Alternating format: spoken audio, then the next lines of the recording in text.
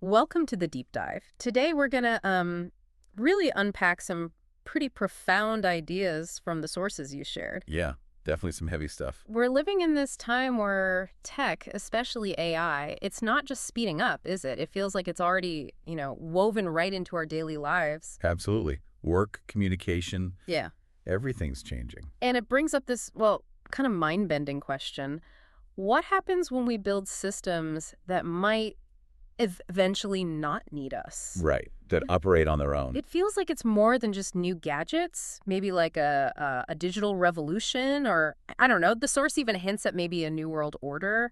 It's big thinking. It really is. So for this deep dive, we looked at this really interesting article responding to a blog post by Sam Altman, the ChatGPT creator. Okay, yeah, Altman's perspective. And his view, sort of threaded through his post, is that tech advancements, they're just not slowing down, like, period. No breaks. Exactly. And that we're basically building something day by day that gets closer to not needing us humans in the loop. He sees AI as this, like, amazing force for productivity, boosting it massively by, well, getting rid of human error. The human fumble factor? Right. And he thinks it'll get super cheap to run too, sort of like paying your electricity bill. Okay, like a basic utility. Yeah. And his big vision, all these AIs working together, building what he calls a brain for the world. Wow, a brain for the world. Personalized, easy to use. Right. The only limit being, quote, our good ideas. He's painting this really utopian picture, Superintelligence solves everything, all our problems, setbacks, makes us happy, rich. But it works. And he even finishes with this motto, it sounds almost sci-fi, may we scale smoothly, exponentially, and uneventfully through superintelligence. That's quite a statement. It certainly is a very expansive vision. And what's really striking from the sources is how the critical view, this piece, AI and the digital revolution, Yeah. immediately offers a counterweight. Okay, so it pushes back. It pushes back hard. It scrutinizes Altman's predictions, expressing, let's say, some healthy skepticism about just how far AI can really go beyond human intelligence. Right, like how much smarter? Exactly. It asks, does being Einstein smart automatically mean you want world domination? Good question. Especially when you compare it to very human failings, Mm. things like greed or that all-consuming need for power some people have. Things AI might not inherently possess. Precisely. The core idea here is that robots, even if they're incredibly intelligent, might not really get humanity's deep-seated drive for total control over land, people, industry, all that stuff. Ah, I see. And that intelligence, just raw intelligence, might not mean much for actual progress, for industrial advancement if it's not harnessed creatively. You need ingenuity too, right, to improve systems. That's a really critical distinction, isn't it? Because we tend to just lump intelligence together, maybe confusing it with wisdom or, like you said, understanding human motives. Exactly. So the critical view suggests AI smarts might miss those fundamental human drivers. Okay, so what else does the critique bring up? Well, it goes deeper. It suggests that AI's typical problem-solving method, basically just weighing pros and cons, very logical. Right, data-driven. That approach might not actually serve a society that still fundamentally values moral principles, sometimes over purely commercial ones. Okay, so the ethics angle. Definitely.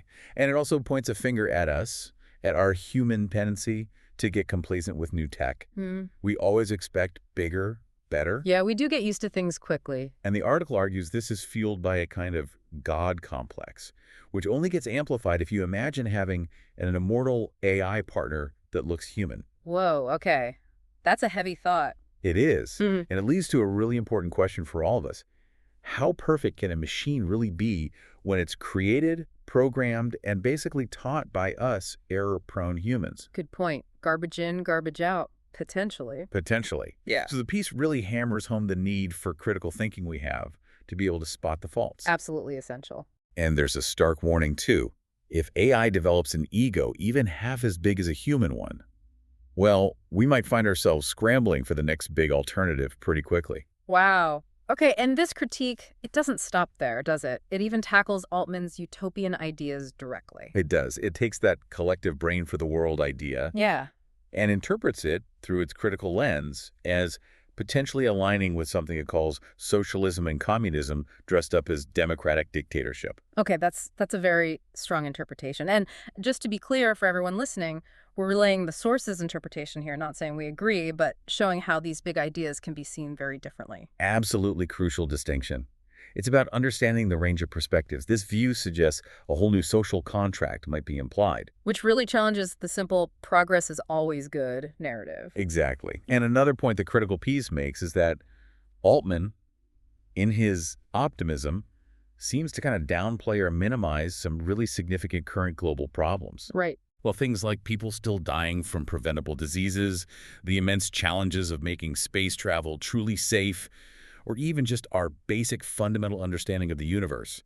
Huge gaps still exist. Right. Things we haven't cracked yet.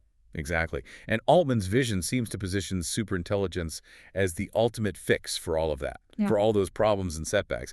It sort of implies the machines will take responsibility for humanity's shortcomings. Hmm. That's a fascinating and maybe slightly unsettling implication. It creates a really stark contrast in visions. Yeah. And exploring that contrast, these two very different potential paths for AI, that's really what this deep dive is all about. What could it all mean for us? So we've really walked through two incredibly different ways of looking at AI's future based on your sources.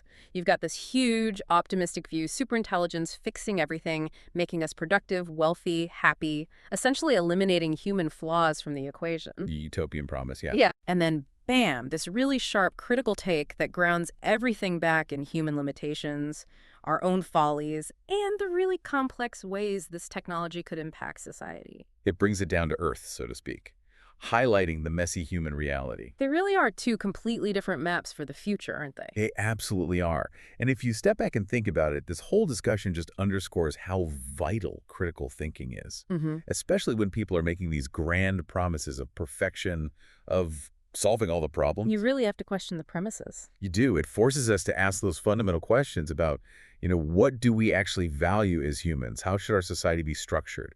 What does progress even mean in this context? These aren't just tech questions. They're deeply human ones. Absolutely. And that kind of leads to a final thought, something for you to maybe chew on after this. The critical view, remember, pointed out that we humans are still grappling with massive issues: disease, safe space travel, understanding the cosmos. Big stuff. Things we haven't figured out ourselves. Right. And it also stressed that any machine's perfection is ultimately tied to its imperfect human creators. So here's the thought. If we're banking on creating superintelligence to basically take responsibility for all of humanity's shortcomings, what does that say about our own superintelligence? Or maybe our willingness, our capacity to tackle these very human problems ourselves?